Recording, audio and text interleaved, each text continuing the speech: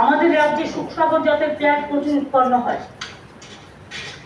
আগে পেঁয়াজ এখানে উৎপাদন হতো না, মাছ উৎপাদন হতো না, ডিম উৎপাদন হতো না, ইলিশ মাছ পাওয়া যেত না।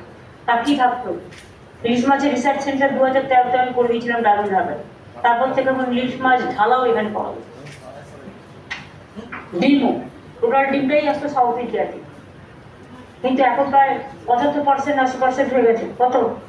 99%। আর 1% করে দিন। আমাদের এখানে ডিমটা তার ট্রান্সপোর্ট খরচাটা লাগবে না, সস্তা হয়ে যাচ্ছে।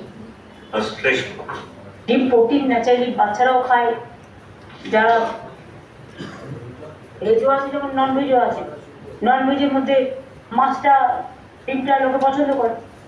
মুরগি মাংসের দামটা একটু বেশি আছে, কিন্তু মুরগির মাংসের দাম বেশি আছে তার কারণ আমার যেটা মনে হয়েছে, আমার বুদ্ধি হয়তো কম হতে পারে, এই যে 200 থেকে 210 টাকা যেটা হচ্ছে, মুরগির অনেক পোলট্রি আছে আমার, তো আমাদের তো হাঁসের পোলট্রিও তৈরি করে দিয়েছি। তাহলে হাঁস আর মুরগি দুটো মাংস বিক্রি হচ্ছে না কেন? কম্পিটিশন যখন বাজারে আসবে, লোকে হাঁসের মাংস খায়। হাঁসের মাংস ছাড়ানোর একটা পদ্ধতি আছে, সেটা যারা মুরগির মাংস ছাড়ে তারাও জানে কি করে করতে হয়।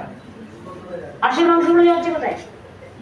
হাঁসের যে পোলট্রি তৈরি করে দিলাম, ডিমটা পাচ্ছেন যেমন, গ্রামের থেকে সবাই হাঁসের মাংস খায়, আমি ছোটবেলায় খেয়েছি, কাজে এটা গ্রামে খুব পপুলার। বিভিন্ন জেলায় হাঁসের মাংসটাকেও যারা তৈরি করছে, হাঁসের জন্য, হাঁসের পোলট্রি করার জন্য আমরা টাকা দিচ্ছি ফার্ম করার জন্য, সেই মাংসটাকে বাজারে নিয়ে আসুন।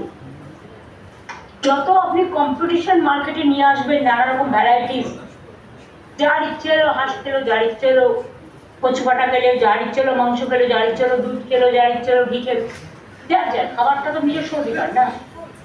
কাজে এটাকে দেখতে হবে আপনাকে।